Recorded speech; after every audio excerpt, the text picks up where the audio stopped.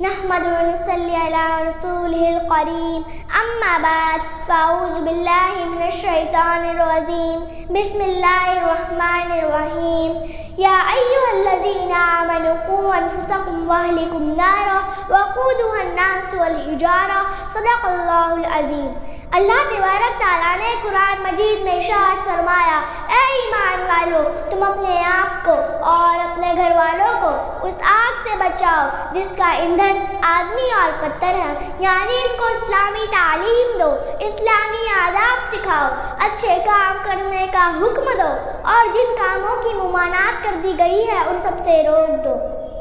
تعلیم یعنی ایجوکیشن کے ساتھ اسلامی آداب سکھانا بہت ہی ضروری ہے، اس لیے کہ اسلامی آداب اور تربیت کے بغیر صرف ایجوکیشن انسان کے لیے زہر بن جاتا ہے۔ بعض مرتبہ انسان اللہ کا بھی انکار کر بیٹھتا ہے۔ اسلام نے ہمیں جو تعلیم تربیت دی ہے ایسی نہ ہمیں کوئی دے سکا، نہ دے سکتا ہے اور نہ دے سکے گا۔ ذرا سوچئے، پہلے اتنی اسکولیں نہیں تھیں، اتنے ٹیوشن کلاسز نہیں تھے، اتنی یونیورسٹیاں نہیں تھیں، لیکن لوگ دل کے سچے تھے، اپنے لیے بھی اچھے تھے، اپنے گھر والوں کے لیے بھی اچھے تھے اور معاشرے کے لیے بھی اچھے تھے۔ اور آج بادشاہوں کے محلوں جیسے اسکولیں ہیں، گھر گھر ٹیوشن کلاسز ہیں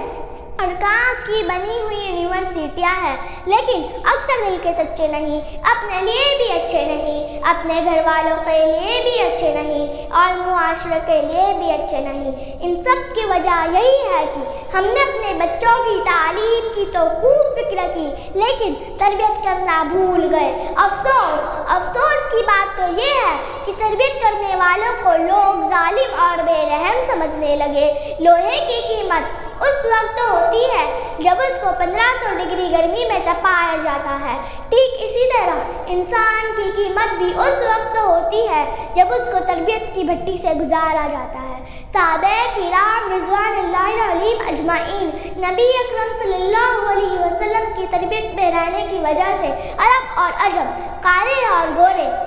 اپنے اور پرائے، مہاجرین اور انصار سب کے سب بھائی بھائی ہو گئے۔ ہم بھی اگر دینی اور دنیاوی تعلیم کے ساتھ ساتھ اپنی اور اپنے بچوں کی تربیت کرنا سیکھ لے تو اللہ ہمیں دنیا میں بھی چمکائے گا اور آخرت میں بھی ہمارے لیے نجات کا سبب ہوگا۔ تربیت اور آداب سے بالکل خالی جس نئے ایجوکیشن کا خوب چرچا ہے، اس نے عورتوں کو ننگا کر دیا، جوانوں کو بے حیا کر دیا اور مسلمانوں کو اللہ سے دور کر دیا، بلکہ بعض نے تو خدا کا انکار تک کر دیا اور نہ جانے کتنی برائیوں نے معاشرے میں جنم لے لیا۔ پڑھا لکھا ہونا اچھی بات ہے، لیکن اس سے بھی اچھی بات اچھا انسان بننا ہے۔ سچی تعلیم وہی ہے جو ان پڑھوں کا بھی سمان اور عزت کرنا سکھائے۔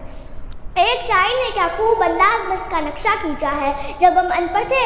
تو گاؤں میں رہتے تھے، جب ہم پڑھے لکھے ہو گئے تو تناؤ میں رہنے لگے، جب ہم ان پڑھ تھے تو اندھیرے میں رہتے تھے، جب ہم پڑھے لکھے ہو گئے تو لوگوں کو اندھیرے میں رکھنے لگے، جب ہم ان پڑھ تھے تو رشتہ دار ہی سب کچھ ہوتے تھے، جب ہم پڑھے لکھے ہو گئے تو رشتہ دار بھی دور کے ہو گئے، جب ہم ان پڑھ تھے تو پیسہ گھر کے ایک مکھیے کے پاس ہوتا تھا اور سب سکھی ہوتے تھے، جب ہم پڑھے لکھے ہو گئے تو پیسہ سب کے پاس ہے لیکن سکھی کوئی نہیں، جب ہم ان پڑھ تھے تو پریوار ہی بینک بیلنس ہوا کرتا تھا، جب ہم پڑھے لکھے ہو گئے تو بینک بیلنس کے چکر میں پریوار کا بیلنس ہی کھو گیا۔ ان پڑھوں نے ہمیں دیا بہت کچھ، لیا کچھ بھی نہیں ہے۔ ہم وہ آخری پیڑھی ہے صاحب جن کی ماں کا سوشل میڈیا پر اکاؤنٹ ہی نہیں ہے۔